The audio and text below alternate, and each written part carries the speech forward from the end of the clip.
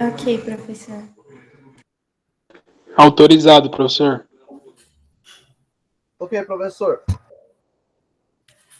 Ok, então, estou gravando então a aula a partir desse momento com a autorização dos alunos, certo?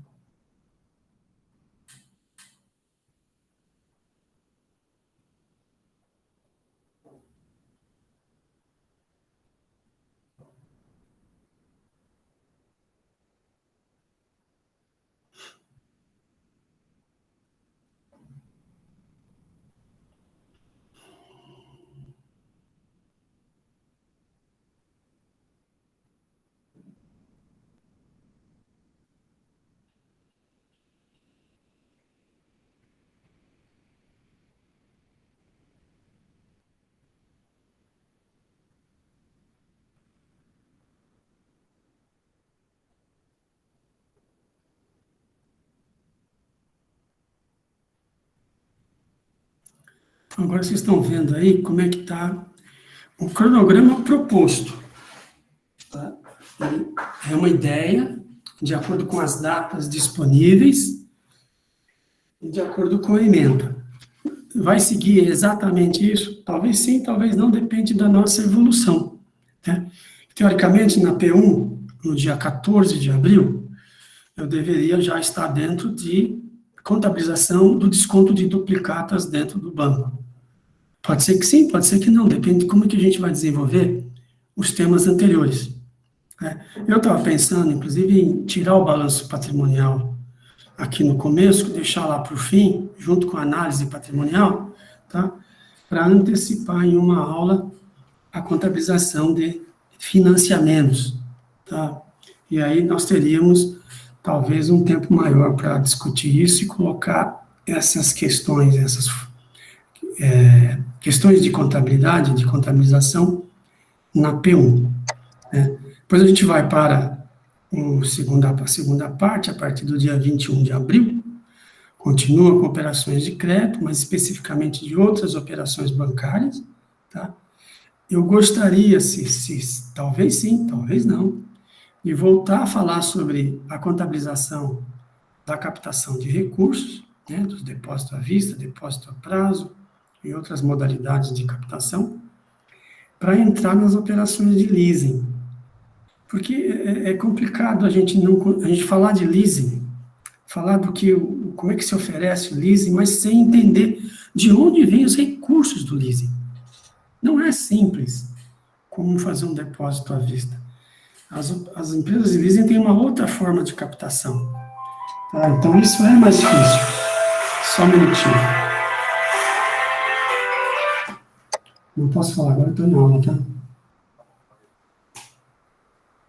Só para avisar, porque estou com um probleminha na família, uma doença, então eu precisava dar esse retorno aí. Tá? E quando a gente for falar de leasing, então eu quero que vocês entendam, tá? Como é que as empresas arrendadoras captam recursos para poder viabilizar a compra de equipamentos que serão alugados. Então essa eu acho que é uma preocupação, porque os senhores podem ter na manhã, depois, a possibilidade, a oportunidade de trabalhar em empresas do setor financeiro. E se vocês tiverem alguma noção disso, vocês estão um ponto na frente. Isso é uma verdade. Tá? Então, eu gostaria de abordar isso daí. Tá? Então, nós temos aí um cronograma, um conteúdo proposto, não é rigoroso, não é um trilho, né? Vai ser uma trilha, e na medida que a gente for evoluindo e na avaliação dessa avaliação, a gente vai fazendo alguns ajustes. Mas eu gostaria que vocês tivessem essa ideia do cronograma, das aulas, o que a gente vai ver.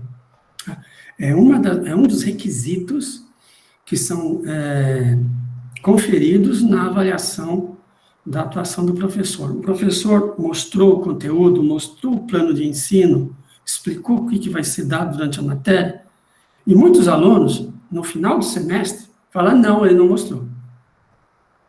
É impressionante isso, toda vez tem essa situação, e eu faço questão de colocar isso no Moodle, colocar isso lá no TOTS, mandar por e-mail, mostrar em slide, voltar durante o curso para saber onde nós estamos, mesmo assim. Muitos alunos continuam afirmando que o professor não apresentou o plano de ensino, o cronograma e o conteúdo que seria visto na disciplina. Então, esse é só um pedido para vocês, tá? Então, para a gente compreender como é que nós estamos dentro do sistema financeiro e quais são as... para que a gente precisa aprender a contabilidade específica das entidades do sistema financeiro, vou mostrar para vocês, né, um exemplo de balanço. Eu escolhi 2 bancos, Bradesco e Itaú. E eu gostaria que vocês adotassem um comportamento, um hábito de questionar, de buscar informação, de pesquisar. Tá? Digamos que vocês tivessem um X de recursos e que vocês tivessem que escolher onde aplicar esse dinheiro. Eu te desse para vocês só 2 opções. Você só pode aplicar em ações de banco. Você não vai poder aplicar em imóvel, você não vai poder aplicar em Tesouro Nacional, e nem na ação da Vale, nem na ação da Gol, não, você vai aplicar em ações de banco. Portanto, você tem que saber como está a situação do banco. Os bancos pagam dividendos? Tem perigo do banco quebrar? Então, essas questões, elas estão vinculadas à interpretação, à análise de balanço. Porém, como é que o balanço foi feito? Como é que o balanço exprime com fidedignidade a situação patrimonial e os resultados? Nós estamos vivendo uma era, gente, de contabilidade criativa e gerenciamento de resultados de toda sorte. É muteta que não acaba mais. E aí nós já vimos os escândalos que já ocorreram dentro do setor financeiro. Então eu gostaria que vocês atentassem para essas questões da contabilização das operações financeiras dentro dos bancos. E uma delas, essencial, é a estimativa de perdas. Os julgamentos subjetivos que têm que ser abandonados e colocados de forma mais objetiva. Mas existem inúmeras questões no reconhecimento e na mensuração das operações do banco. Então, eu vou mostrar para vocês aqui uma sequência. Então, eu tenho que parar essa apresentação e abrir outras informações aqui.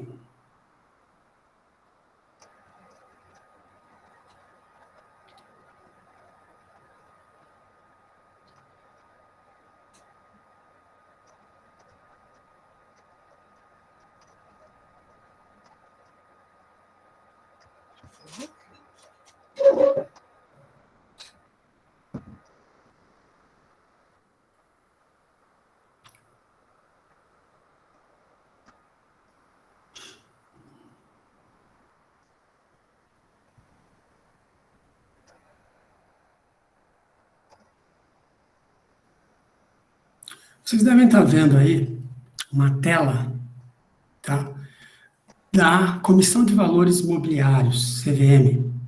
Tá? Como vocês podem ver, a extensão do endereço do site é gov.br. O que significa isso? É uma autarquia do governo federal. Tá? E ela é responsável pela fiscalização, controle, disciplinamento da Bolsa de Valores. Então, ela tem lá no site dela a possibilidade de vocês consultarem os balanços das empresas com capital aberto. Tá? E aí, eu estou abrindo aqui um banco, Banco Bradesco. Tá? Vocês vejam que tem aí o nome do diretor de Relações Industriais, o senhor Leandro, tá? Que são as demonstrações financeiras padronizadas do dia 31 de dezembro de 2020. Tá? E aí tem várias opções, né, de você escolher o que você quer ver dentro do site.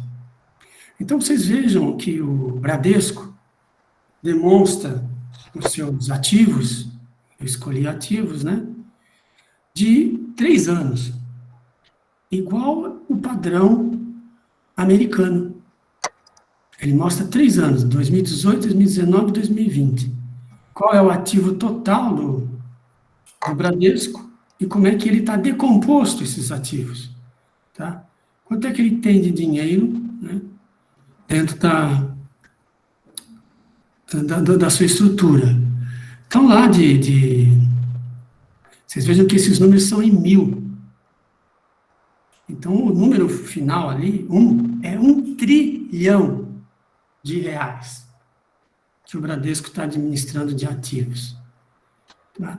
E aí vocês percebem que ele mantém, 2018, 2019, 2020, 20 bilhões, né? 20 bilhões de reais em caixa, disponível para tirar, para sacar. Né? Você vai no banco, passa o cartão e leva o dinheiro embora. Como é que ele determina se esse valor é adequado ou não para sustentar as operações do dia a dia, sendo que ele tem mais de 40 milhões de clientes? Né? E ele também coloca esse dinheiro que ele captou, né, em caixa e equivalentes de caixa, e ele chama de aplicações de liquidez, ou seja, liquidez imediata. 169 bilhões no final de 2020. Né? Então, ele tinha aí, 90 em 2018, 43 bilhões em 2019, e pulou para 169 bilhões no dia 31 de dezembro de 2020. Por que será que ele pensa? O que ele pensou para fazer? Tomar essa decisão desses recursos, né? Então, do dinheiro todo que ele capta, ele faz várias destinações. Onde ele está aplicando o dinheiro. Né? Então, vocês vejam, a contabilidade é que subsidia estas informações online, praticamente, para que você tome a decisão sobre uma determinada instituição financeira. Né? Então, vocês vejam que eles têm aí várias informações numa análise vertical, de 2018 para 2020, em que você compara, inclusive, a evolução ou a involução dos números do Bradesco. Só um minutinho, como eu estou mostrando na tela, eu preciso voltar para a tela para alterar algumas informações.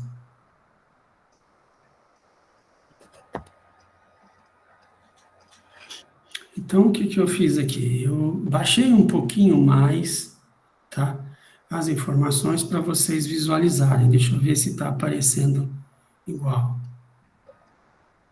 Então, vocês estão vendo até a posição 1, 02, 04, 08, outros ativos financeiros, né? Eu gostaria que vocês percebessem na rubrica 1020404, operações de crédito. Ok? O que são operações de crédito? São aquelas operações de empréstimo, financiamento, que o banco pegou o dinheiro do mundo, pegou o dinheiro de todas as pessoas e fez o que com esse dinheiro? Né? Aí, quando você olhar, o que o Banco do Bradesco faz com o dinheiro que ele capta é uma pequena parte que está aplicada na economia, que está correndo risco. E o resto do dinheiro que ele captou, onde ele enfiou? Aí vocês vão olhar as outras rubricas. Ele coloca onde? Ele coloca lá em ativos financeiros ao custo amortizado, 589 bilhões de reais. Né?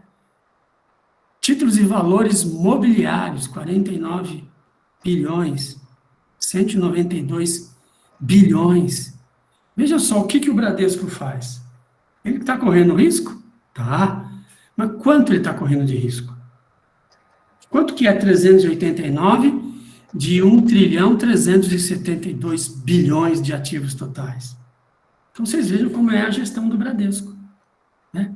E desses 389 bilhões emprestados, ele faz uma provisão para perdas de 38 bilhões. Então, nós estamos falando de 10% dos empréstimos que ele fez, ele está correndo um risco de não receber. Então, vocês percebam que, com relação aos outros 2 anos, 2019 e 2018, aumentou a proporção. Né? Aumentou a carteira de empréstimos? Sim, aumentou. Mas aumentou também a provisão para perdas. Quer dizer que ele sabe que está correndo o risco de não receber 38 bilhões. Como é que ele classifica essas operações que ele emprestou como de risco que são suscetíveis de se somarem a essa provisão? Então, essas são as questões que a gente tem que entender dentro da gestão financeira. Então, eu tenho uma razão entre operações de crédito nessa rubrica e o total de ativos. Eu tenho aí um famoso KPI bancário. Eu gostaria, então, que vocês, com o caderno, com a caneta, anotassem aí. Bradesco, total de ativos, 1 trilhão 372 bilhões. Operações de crédito, 389 bilhões. Dividindo 389 por 1,372, certo? Vocês vão ter o percentual de participação nos ativos com a rubrica de operações de crédito. Ok? Então, essa é a primeira atividade de vocês. Anota esses dois valores. 1,372, 389. Divide 389 por 1,372. Qual é o percentual? Quem está com a calculadora aí do lado, pode fazer a conta. Abre o microfone e responde.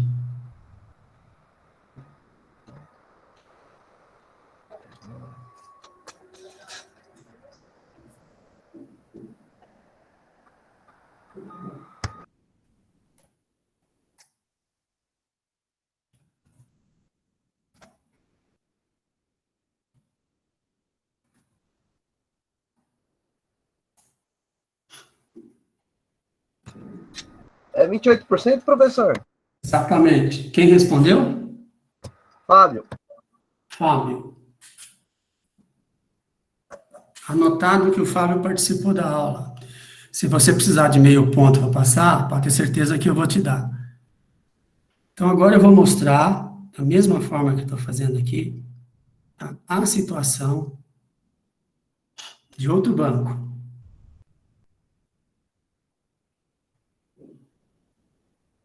Só um minutinho que eu tenho que abrir a tela. Professor, Pois não.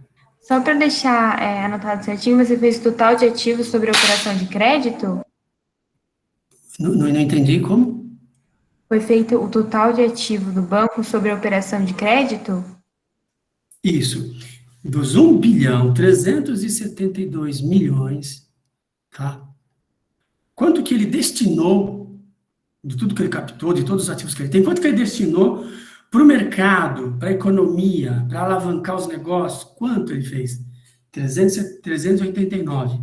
Ou seja, 28% de todos os ativos dele, ele destinou à economia. Ele emprestou para as pessoas físicas e jurídicas. Entendeu? Essa que é a ideia. Eu estou agora abrindo, da mesma forma, tá, gente? Eu pesquiso, vou na Bolsa de Valores, vou na CVM, verifico o banco, abro as informações contábeis, as padronizadas, né? Agora estou abrindo do Banco Itaú. Faz a mesma coisa que o Bradesco, tá? E aí vocês vão falar o seguinte, como é que nós estamos aí dentro do Bradesco, do Itaú? Parece que está um pouquinho mais claro do que a do Bradesco. Vocês estão conseguindo enxergar o ativo total do Banco Itaú em 2 trilhões e 19 bilhões? 2 trilhões e 19 bilhões é o ativo total do Itaú? Estão conseguindo enxergar ou está com dificuldade? Dá para enxergar, professor. Tá certo. Então, tem esta quantidade de recursos, então vocês vejam que é um pouquinho, bem mais, um pouquinho não, bem mais do que o nosso amigo Bradesco. Tá? Quer dizer, Itaú realmente cresceu muito no passado. O Bradesco estava na frente de Itaú, mas quando Itaú adquiriu o Unibanco, né, somou os ativos, ele foi continuando comprando vários outros banquinhos pequenos, financeiros, ele foi fazendo um crescimento contínuo mesmo de aquisições e cresceu e passou o Bradesco. O outro grande banco do mercado hoje é o Santander. Tá? Então, isso que eu estou fazendo aqui para vocês vão fazer também. Eu vou dar o caminho e vocês vão pesquisar lá o nosso amigo Santander. E vão fazer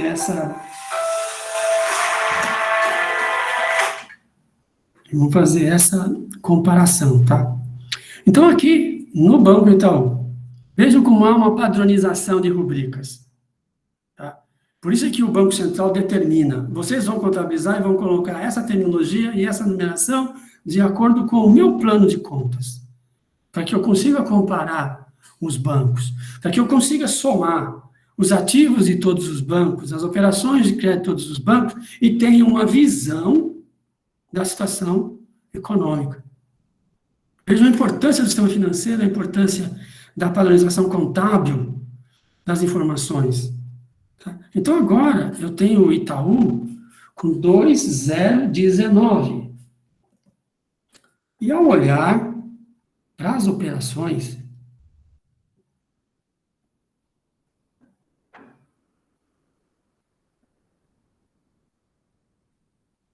estou subindo um pouquinho aqui.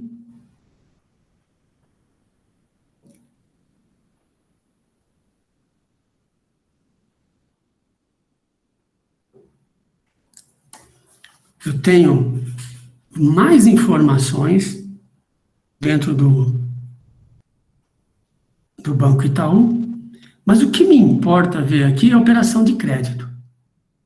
Então, vocês vejam lá na rubrica 1020304, tá? Operações de crédito e arrendamento mercantil financeiro, 714 bilhões de reais. Fazendo a mesma conta que a gente fez com relação ao Bradesco. Divide, então, os 714 bilhões pelo total de ativos que o banco tem, de 2 trilhões e 19 bilhões de reais. Então, vocês têm aí 714 com... É que agora, para vocês, não está aparecendo o total do ativo, né? Então, anotem aí, 714, que eu vou voltar na tela anterior.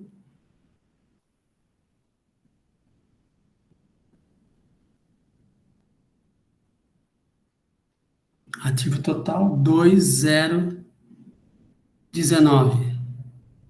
2,019. Então, qual é a participação dessa carteira?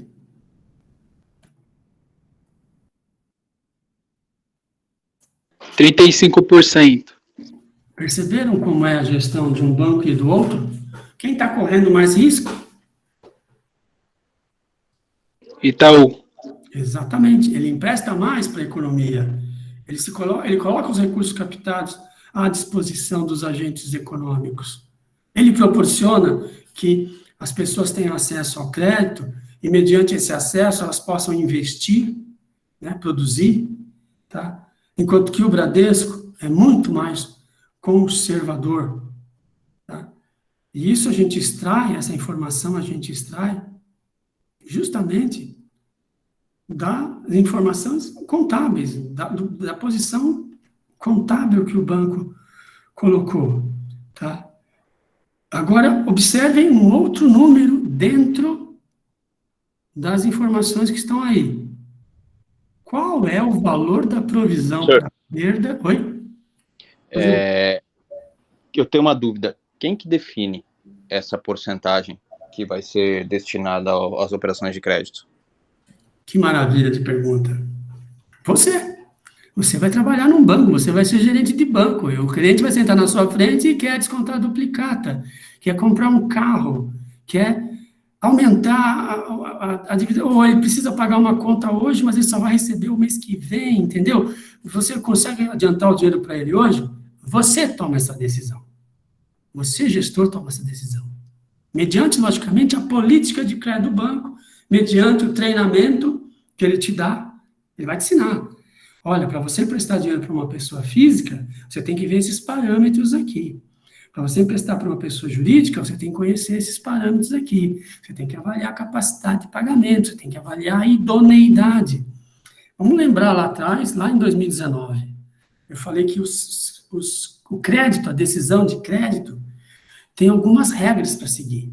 Os 5 Cs do crédito. Vocês estão lembrados dessa informação? Eu duvido que tenha alguém que lembrem, tá? Porque já faz tempo, né? Mas a gente abordou lá o seguinte, olha, tomada de decisão de crédito, ela é dificílima. Porque você vai dar dinheiro para alguém e espera que lá na frente ele te pague. Então, eu preciso ter algumas informações para tomar decisão. A primeira coisa que a gente pede para uma pessoa jurídica, adivinha o que é? Balanço. Depois, quanto você está faturando?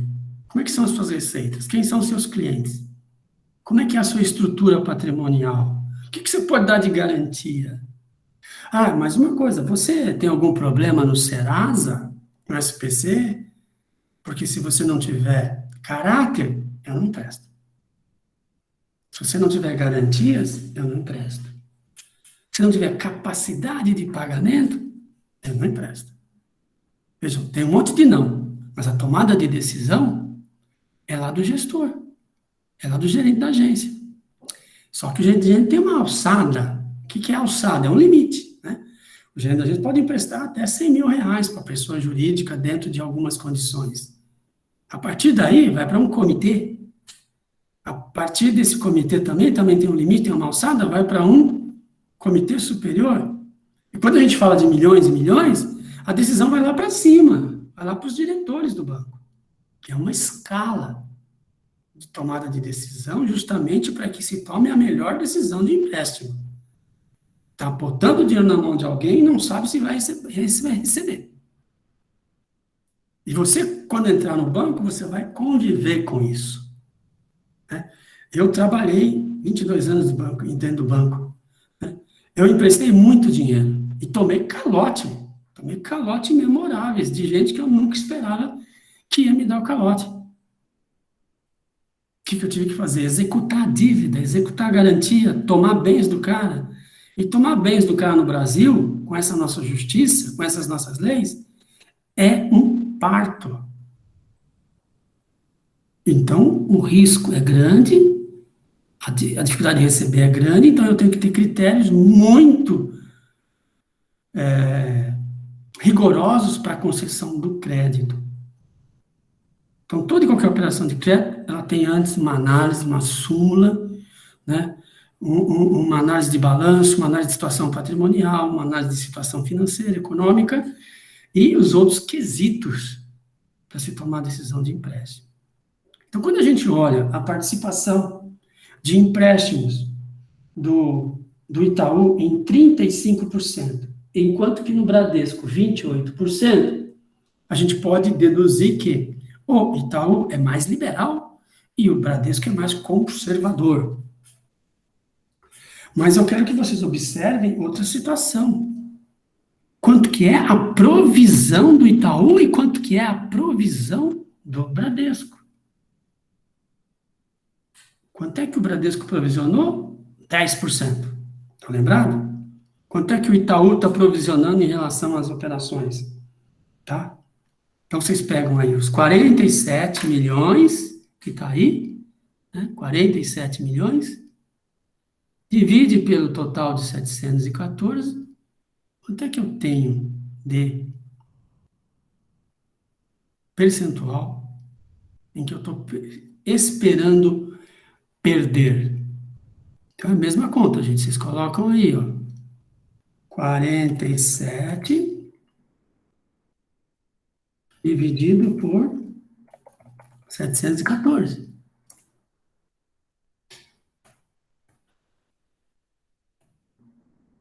Eita aí. 714, quanto? 714, 104. E 47,051.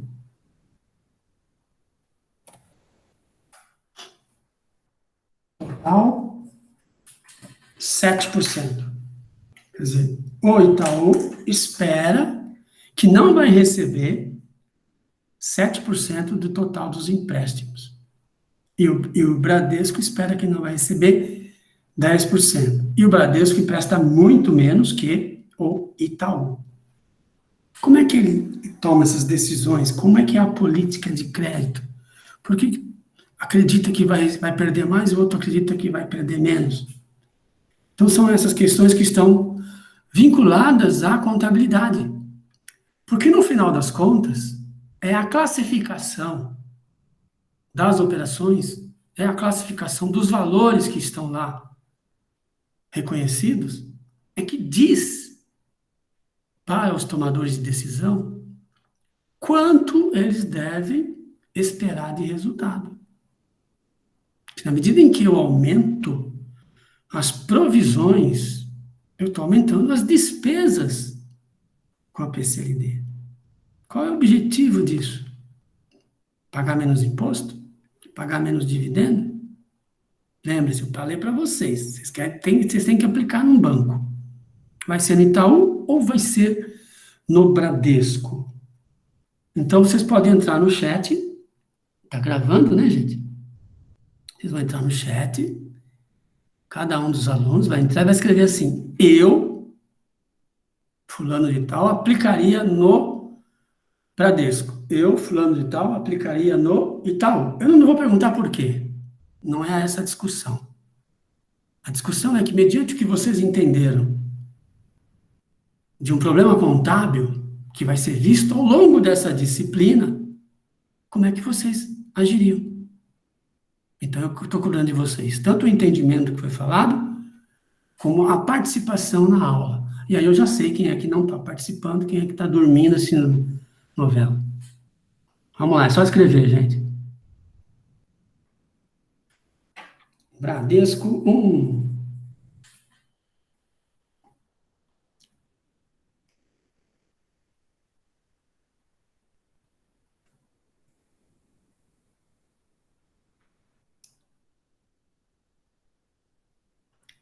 Bradesco, Itaú. Bradesco. Professor, Oi. eu não entendi muito bem, assim. Você falou que o Bradesco, ele espera ter mais de perda, certo? Sim, ele coloca lá que ele está provisionando, como perda esperada, 10% da carteira de empréstimos dele. Mas isso é relacionado na hora de emprestar o dinheiro, de conceder o crédito? No momento em que eu concedo o crédito, a minha esperança é receber. O que acontece ao longo do tempo que eu estou esperando para receber? Vai vencer, vai ter uma data de vencimento do empréstimo, do financiamento, e o cara não paga. A partir do momento que ele não paga, eu estou olhando bem e falo, esse cara vai me dar calote. O que eu sou obrigado a fazer? Reconhecer esse evento. É um evento adverso. Eu estou... Sim.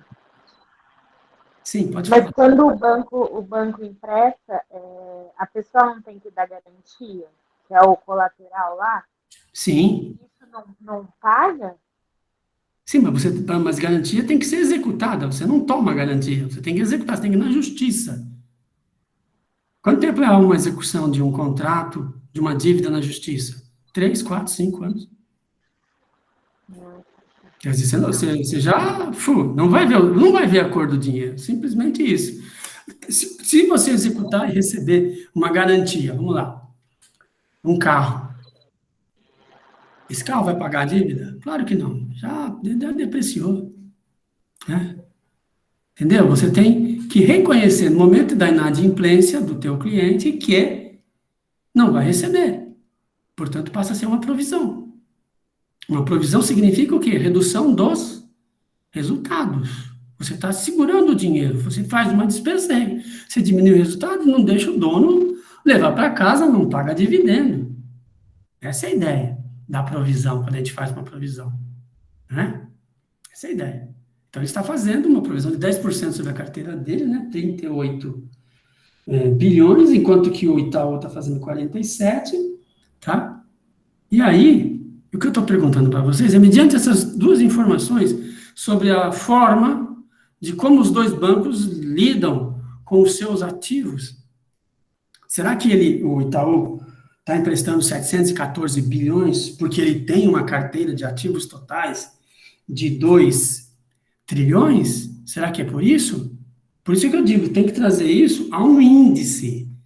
Por isso que a gente tem que saber fazer análise de balanço, né? No caso, eu estou fazendo uma análise de balanço horizontal.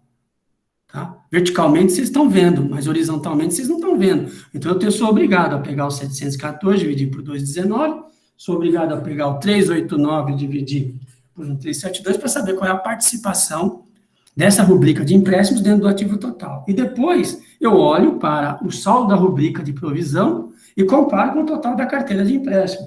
Um banco conservador, porque empresta menos, também faz uma provisão maior. O outro banco, que empresta mais, faz uma provisão menor.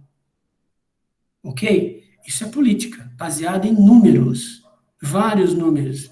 E desses números extrair as informações para tomar a decisão. O contador falou, olha, nossa situação é essa, os meus limites de crédito foram esses, os meus empréstimos estão atrasados assim, assim, assado, e a gente deve fazer uma provisão de 100 bilhões. Aí os sócios querem matar o contador. Você quer reduzir o resultado? Você quer reduzir os dividendos? Quer reduzir a participação do PLR, dos diretores no resultado? Manda o contador embora. Gerencia o resultado. Arruma a contabilidade criativa e aumenta esse resultado. Cadê a ética? Foi para o espaço. Isso foi o que foi feito nos Estados Unidos em 2008. Sacanagens puras com balanço. Os bancos nem faziam provisão para essas perdas. E distribuíam lucros à vontade, todo mundo recebendo dividendo.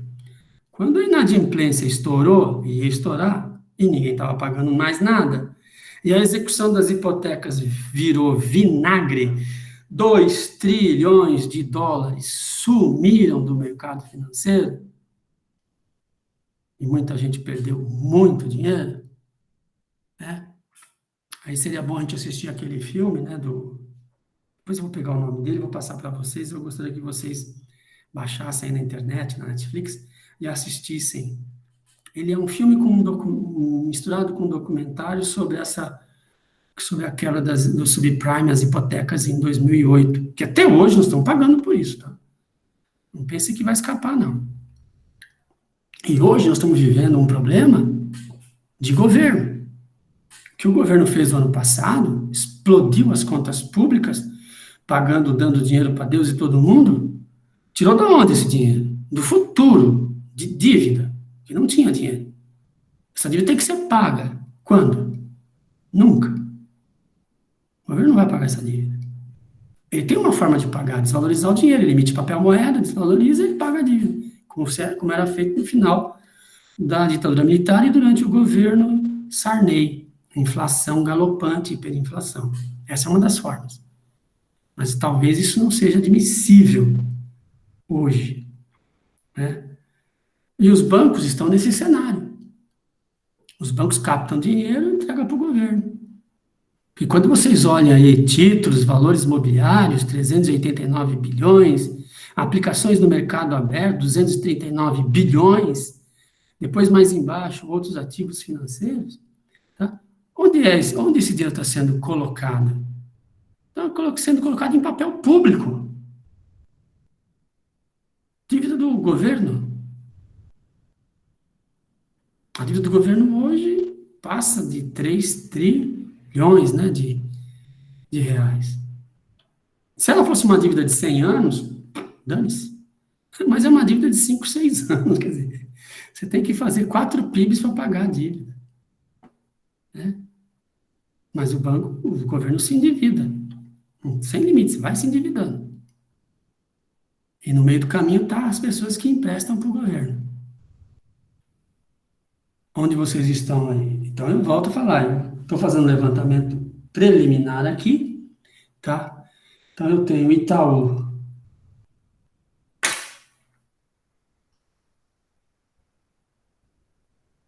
Um, dois, três, 4, 5. 5 para o Itaú.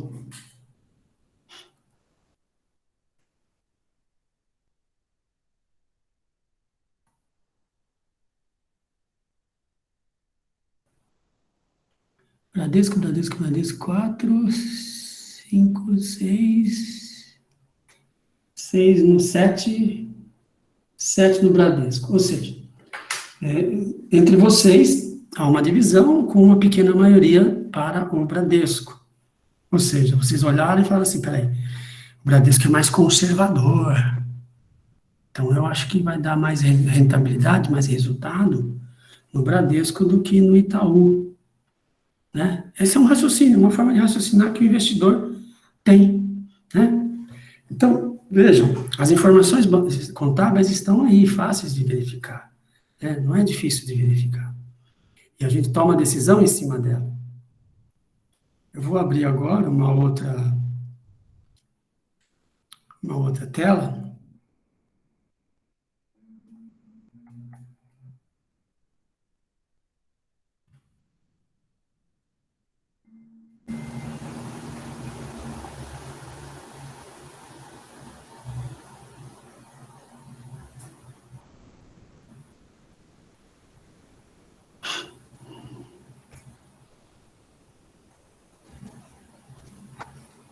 Vocês devem estar observando aí uma tela de aproveitamento de conhecimentos, tá? Eu quero que vocês façam o seguinte, você pode tirar foto, pode dar um print screen, tá ok? Pode copiar, vocês podem fazer o que bem entender aí com essa tela que eu estou mostrando aí. Avaliação do aproveitamento. Preencha os espaços com as palavras abaixo. Então, tem uma série de palavras aqui, ó. Capital, disponível, economia, atividade, intermediação. Eu quero que vocês coloquem essas palavras dentro do texto, dando sentido a ele, lógico, né? Certo? Vocês vão me entregar, vão fazer o upload no Moodle. Depois que preencher, pode ser uma foto, pode ser vocês copiam no caderno, preenchem e fazem a postagem, fazem o upload. Ok? Durante o curso, eu vou fazer esse tipo de atividade para saber se realmente os alunos estão participando da aula. É uma soma de técnicas, né, de pedagogia que hoje se exige, né? Apesar de que, não sei se vocês se lembram, em 2019, eu fiz algumas coisas parecidas, né? Eu estava apresentando a aula e no meio dos slides, olha, tem uma atividade agora. Preencham aí o que se pede. Pode ser assim, pode ser um caça-palavras, pode ser uma palavra cruzada, tá? E pode ser também um material que eu dou previamente, né? Um texto, porque eu passei para vocês um texto sobre o Sistema Financeiro Nacional. Pedi a leitura prévia. Eu sempre trabalho com a aula invertida, né? Eu vou falar de algum assunto, eu coloco antecipadamente o que vai ser esse assunto, para o aluno ter uma noção, para ele poder participar, para ele poder se interagir, né? Sabendo de pelo menos algum detalhe, sabendo de alguma coisa, um básico, para ouvir o professor e saber o que o professor está falando, não ficar questionando, mas eu nunca ouvi falar disso e não consigo acompanhar a apresentação e eu não consigo absorver o conhecimento. Então, a ideia é que ao longo da disciplina, nós vamos ter as atividades desta forma, para que vocês se interajam e também eu consigo avaliar como está o desenvolvimento do conhecimento, como é que vocês estão aprendendo o conteúdo. Vocês estão conseguindo ler todas as palavras aí, o que é o Sistema Financeiro Nacional? Então, tem os espaços pontilhados e embaixo as palavras. Aqui não é tão difícil, né? Porque as palavras estão escritas, mas um outro exercício, as duas palavras vão estar dentro de um caça-palavras. Quer dizer, em tese, os senhores têm que raciocinar sobre o que está sendo escrito. Tem que ter compreensão, tem que ter cognição.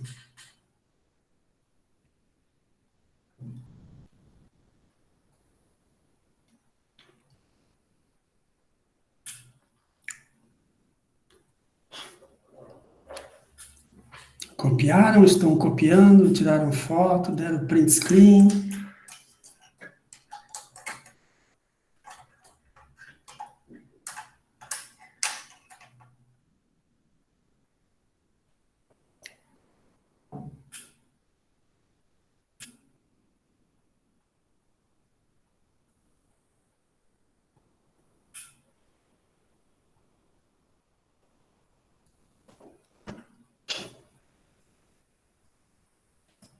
Enquanto isso, gente, eu estou anotando aqui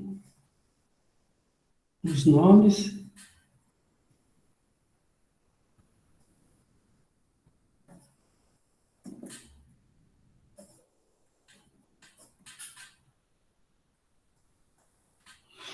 Algum de vocês não estava na turma do terceiro semestre, quando eu dei essa disciplina? Tem alguém novo aí que eu...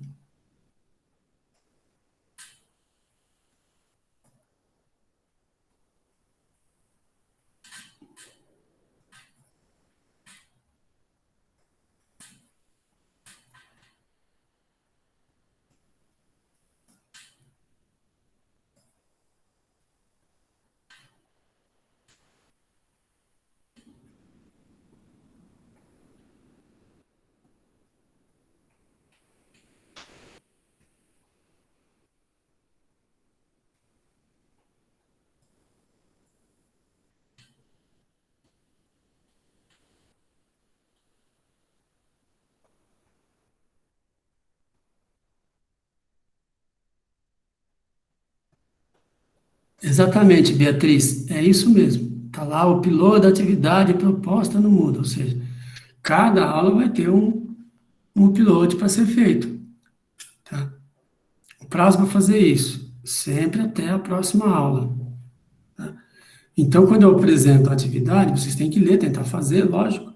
E se tiver a dúvida, já pergunta, não consegui entender o objetivo da atividade, não consegui entender do que se trata, tira a dúvida aqui para não ficar pendente de fazer para a próxima aula.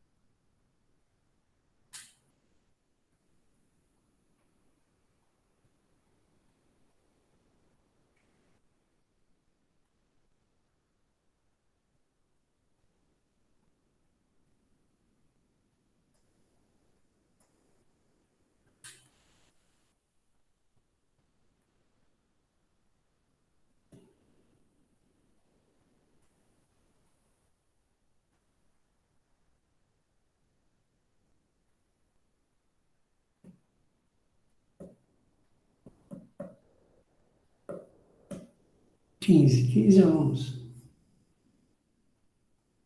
De 22, 7 já Como é que foram as últimas 2 aulas aí, terça e segunda-feira, também nessa média de 15 para 22, ou teve normal a presença?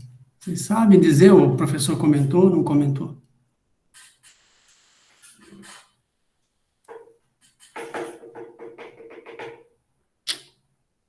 A mesma coisa, professor. É. Tá bom.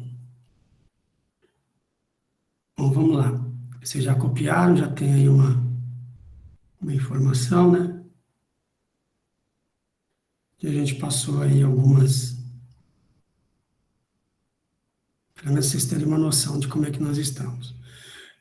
Eu mandei o texto, né? Isso aqui é só uma revisão do texto. O que é o Sistema Financeiro Nacional? Tá? Então, eu só quero reforçar que, como ele é sistema, nós vamos pensar em entrada, processamento e saída.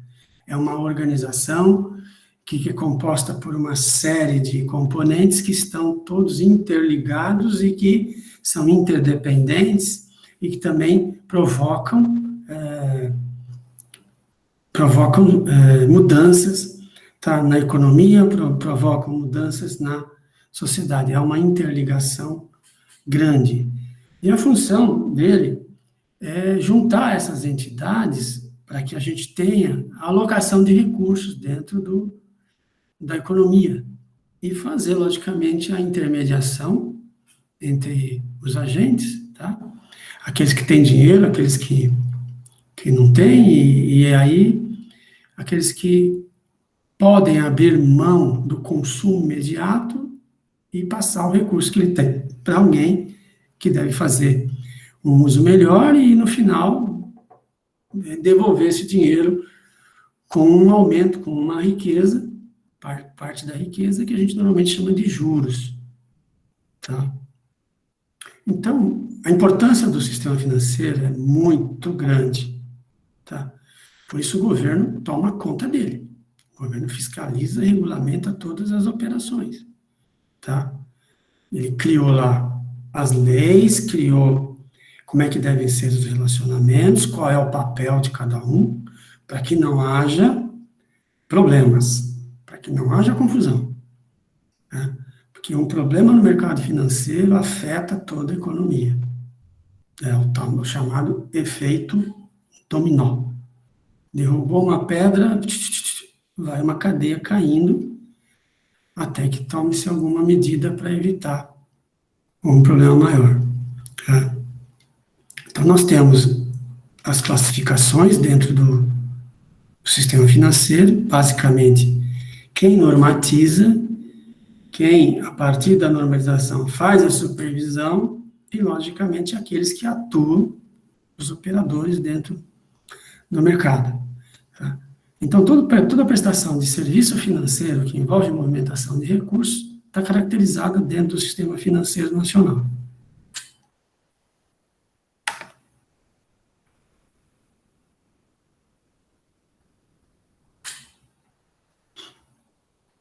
Então, isso é questão de prova, isso é questão de concurso público. Tá? É cobrado de todas as maneiras dentro do assunto contabilidade, dentro do assunto de mercado financeiro. Tá? Qual é a função no sistema financeiro nacional? Tem que promover o desenvolvimento. Tem que dizer como deve ser a intermediação financeira. Tá? Então, é um sistema que tem um objetivo claro, tem partes integradas, interdependentes, mas elas são entidades, né? E tem que funcionar sob as normas e sob a supervisão de alguns órgãos. Tá? Então, nós temos aí um exemplo simples, tá? Que eu cobro sempre nas provas desse tipo de coisa, porque a pessoa tem que lembrar disso. Tá? Tem que questionar o funcionamento, tem que questionar as políticas, né? As políticas de governo, as escolhas dos nossos gestores públicos. As escolhas deles, as decisões deles implicam em aumentar, melhorar ou piorar o padrão de vida da população. Então, nós temos quem tem dinheiro, quem não tem, e alguém no meio que faz a intermediação. Quem é que procura dinheiro? Quem tem esperança, quem tem confiança, quem tem esperança no futuro e quer arriscar pegar o dinheiro emprestado para tocar um projeto. Quem é superavitário e não tem essa previsão, não tem essa possibilidade, faz o quê? Empresta para quem acha que vai conseguir fazer um melhor negócio. E a maioria do brasileiro empresta para o governo. O governo é o maior tomador de empréstimo. Ele deteriora o sistema financeiro. Ele distorce o sistema financeiro. Porque ele normatiza, ele supervisiona e é o principal tomador de recursos. Então, ele faz de tudo para minimizar os seus custos e, ao mesmo tempo, né, prejudica, tá, a alocação dos recursos de uma forma mais eficiente dentro da economia. Então, a gente compreendendo isso, como é que está o mercado, o sistema financeiro organizado,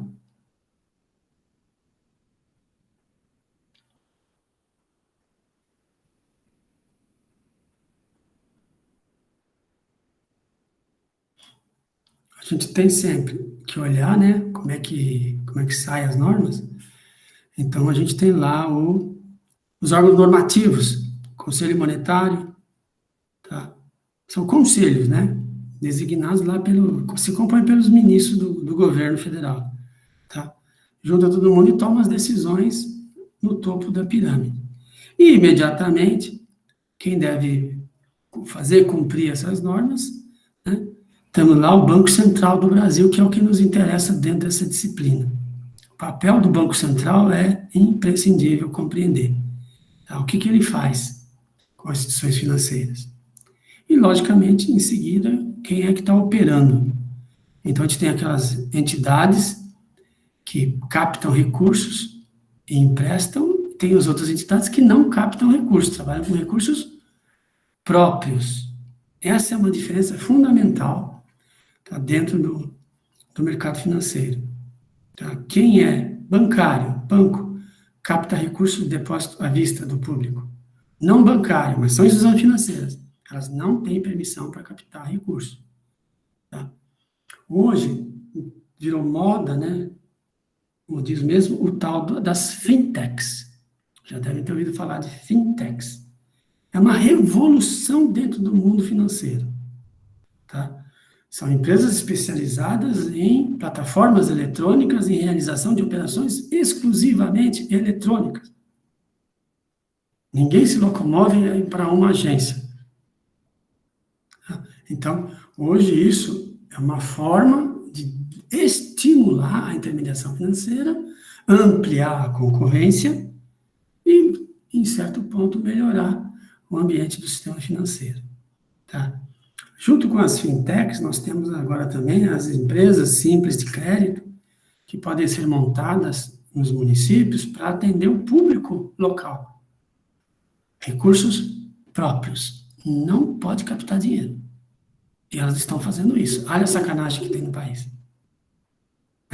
De uma forma ou de outra, ela tenta colocar dentro de recursos de terceiros para aumentar a carteira dela de empréstimo, porque ela não tem recursos próprios suficientes. Tá? Isso está acontecendo, mas é um risco. Um risco sério. E as outras entidades que fazem parte, como a Bolsa, tá? Que é uma importante fonte de informação para a tomada de decisão. Ela é transparente. Né? Então, a gente tem que ter essa visão para compreender onde é que nós estamos inseridos aí, ao que nós estamos subordinados, a quem nós vamos prestar contas, tá? E na próxima aula a gente continua, e aí eu vou focar em como é que os bancos estão mostrando, tá, as suas posições, como é que eles estão demonstrando a situação patrimonial, como é que o investidor, o usuário da informação contábil, está sendo atendido. E aí nós vamos ver como é que a contabilidade influencia todo um processo de comunicação, tá, para os stakeholders, Tá bom? Então, próxima aula, não esqueçam de fazer o upload. Eu vou postar um material, vocês vão olhar o material para a gente poder dar continuidade nessa discussão sobre a importância da contabilidade dentro do currículo do contador da grade de Ciências Contábeis, ok? Alguma pergunta?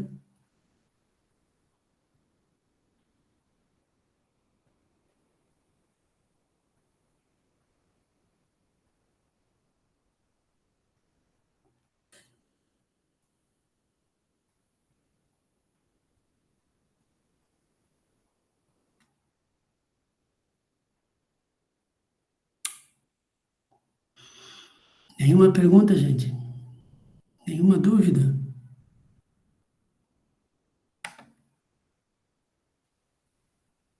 Pode abrir o microfone aí e perguntar se quiser. São 9h10. Aula encerrada. Professor, tem gente falando lá no chat lá. Chat. Vamos lá, deixa eu abrir aqui o chat.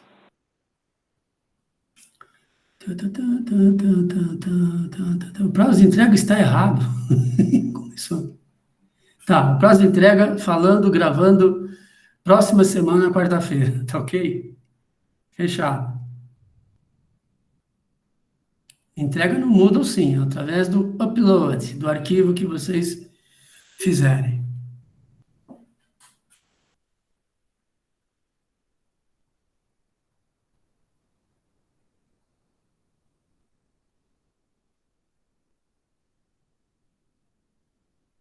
Mais alguma dúvida? Se não tiverem, eu vou comer, que eu tô com fome, gente. Não, professor, boa noite. Boa noite. Boa noite, professor. Boa noite.